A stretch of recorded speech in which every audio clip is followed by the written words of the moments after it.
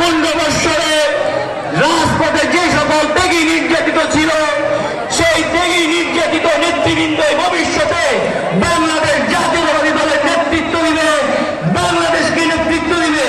আমি আমাদের মাঝে আমাদের প্রিয় বক্তব্য দিলেন। আমি আর কিছু বলবো না। আমি আমার সংক্ষিপ্ত বক্তব্য সবাইকে শান্তিপূর্ণভাবে অবস্থান করার আহ্বান জানিয়ে আমি আমার বক্তব্য শেষ করছি। বাংলাদেশ জিন্দাবাদ, বাংলাদেশ জাতীয়তাবাদী স্বেচ্ছাসেবক দল জিন্দাবাদ। তারেক রহমান বীরের বেশে আসবে ফিরে বাংলাদেশে।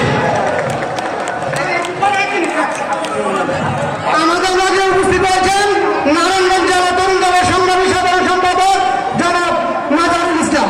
এই পর্যায়ে আমাদের মাঝে বক্তব্য নিয়ে আসেন জনাব আক্তার হোসেন মিদা। বিসমিল্লাহির রহমানির রহিম। আমার রাজনীতি শিক্ষার্থী নারায়ণগঞ্জ জেলা মাননীয় মানুষের নেতা নারায়ণগঞ্জ জেলা আস্থার প্রতীক এবং ক্রিমিনাল হিসেবে পরিচিত আমার শুদ্ধ রাজনীতি শিক্ষা অধ্যাপক মোহাম্মদ মাহমুদ শাহ মঞ্চে অভিষ্ট সকল নেতৃবৃন্দ, আমার প্রান্তীয় শান্তিপ্রিয় সিদ্দিকগঞ্জ দেশপ্রেমী ভাই বোনেরা, আসসালামু আলাইকুম।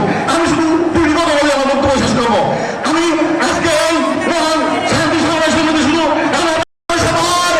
জনসমাজে ফতুল্লা সিদ্দিকগঞ্জে আয়োজিত আজকের এই জনসভার প্রধান অতিথি নারায়ণগঞ্জের গণমানুষের নেতা, নারায়ণগঞ্জের ফতুল্লা সিদ্দিকগঞ্জের আস্থার প্রতীক, আমাদের প্রাণপ্রিয় নেতা, নারায়ণগঞ্জ জেলা বিএনপির সাবেক সাধারণ সম্পাদক, জাতীয় নির্বাহী কমিটি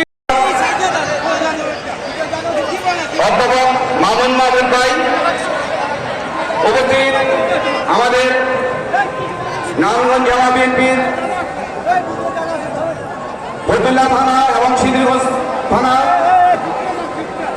থানা বিএনপির অঙ্গ সংগঠনের সকল নেতৃবৃন্দ, আজকের সভার সভাপতি জালকুড়ি, যে বিগত 17টি বছর আমি ইসলামিক প্রধান কাউন্সিলর 3বার নির্বাচিত হয়েছি।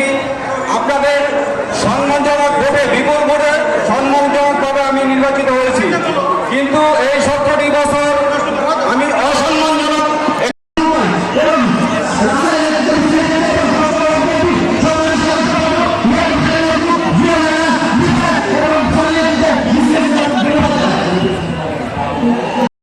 অধ্যাপক মামুন মাহমুদ সাহেব সহ সকল সিদ্দিকগঞ্জ এবং ফতুল্লা থেকে আগত সকল নেতৃবৃন্দ, বোনেরা এবং এই নারায়ণগঞ্জ থেকে যারা আত্মহুতি দিয়েছেন, যাদের রক্তের বিনিময়ে আমরা একটি নতুন বাংলাদেশ পেয়েছি, আমি সেই বীর যোদ্ধাদেরকে শ্রদ্ধার সঙ্গে স্মরণ করছি। সংগ্রামী ভাইয়েরা, শুধু তাদেরকে শ্রদ্ধার সঙ্গে স্মরণ করে তাদের রুহের মাগফিরাত কামনা করার মধ্যে আমাদের সীমাবদ্ধ থাকার সুযোগ নাই। সংগ্রামী ভাইয়েরা, যারা এই রক্ত নিয়েছে, যারা অকাতরে আমাদের ভাইদেরকে হত্যা করেছে, যারা এই ছাত্র জনতাকে খুন করেছে, যারা এই নির্দেশদাতা, যারা এই দোষর, প্রত্যেকের বিচার বাংলার মাটিতে হতে হবে। এই দাবি জানিয়ে, এই বিচারের দাবি জানিয়ে আমি আমার বক্তব্য শুরু করছি। সংগ্রামী ভাইয়েরা, আপনারা জানেন আজকের এই সমাবেশ সন্ত্রাস, নৈরাজ্য এবং চাঁদাবাজির বিরুদ্ধে আজকের এই শান্তি সমাবেশ। যারা 15 বছর এই বাংলাদেশকে লুটে পুটে খেয়েছে, যারা 15 বছর বাংলাদেশকে একটি গণত রাষ্ট্রে পরিণত করেছে, তাদের দাবি প্রেক্ষিতে আজকের এই সমাবেশ। সংগ্রামী ভাইয়েরা, তাদের বিচারের দাবিতে আজকে সমগ্র নারায়ণগঞ্জ থেকে, বিশেষ করে সিদ্দিকগঞ্জ থেকে, আমার জনগণ, আমার মা বোনেরা এবং ফতুল্লা থেকে আমার ভাইয়েরা অংশগ্রহণ করেছে। এই দাবি আজকে জনগণের দাবিতে পরিণত হয়েছে। বন্ধুরা, আপনারা জানেন, আমরা দেখতে পাচ্ছি 5ই আগস্টের পরেও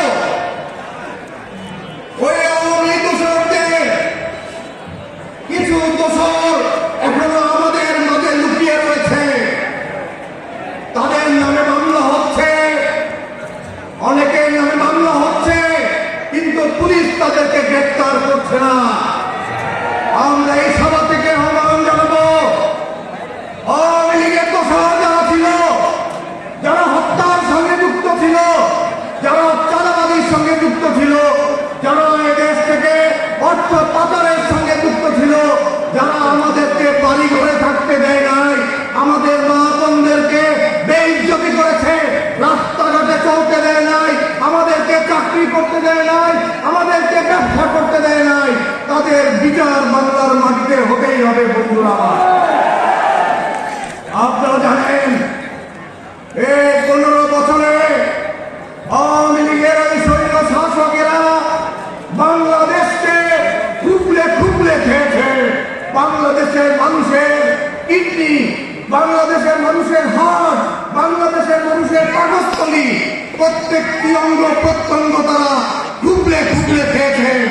আমাদের সংবিধান খেয়েছে, আমাদের নির্বাচন কমিশন খেয়েছে, আমাদের বিচার বিভাগ খেয়েছে, আমাদের সিভিল প্রশাসন খেয়েছে, আমাদের আইনের শাসন খেয়েছে। প্রত্যেকটি জায়গায় আমাদের মেরামত করতে হবে। এই জন্য আমাদের প্রাণ প্রিয় নেতা আগামী দিনের আপামর জনগণের তিনি ভালোবাসা নিয়ে শুধু লন্ডন থেকে বাংলাদেশে ফিরে আসবেন, যার অপেক্ষায় বাংলাদেশের 18 কোটি মানুষ আপামর জনগণ অপেক্ষা করছে। আমাদের সেই প্রাণ প্রিয় নেতা, আপনারা জানেন, রাষ্ট্র মেরামতের জন্য 31 দফা ঘোষণা করেছে। এই 31 দফা হলো আমাদের 18 কোটি মানুষের মুক্তি সনদ। এই 31 দফা হলো মানুষের ভোটের অধিকার আদায়ের সনদ। এই 31 দফা হলো আগামী দিনে বৈষম্য বিরোধী একটি মানবিক রাষ্ট্র গঠনের সনদ। আগামী দিনে বসবাস করতে পারবেন, আপনারা শান্তিতে ঘুমাতে পারবেন। আপনারা যদি বিএনপি ক্ষমতায় আসে তাহলে ন্যায্য পণ্যের ন্যায্য মূল্য, আজকে গরিবরা দুবেলা দুমুঠো ভাত খেতে পারে না, তাদেরকে ন্যায্য মূল্যে পণ্য দেওয়ার অঙ্গীকার আমরা দিতে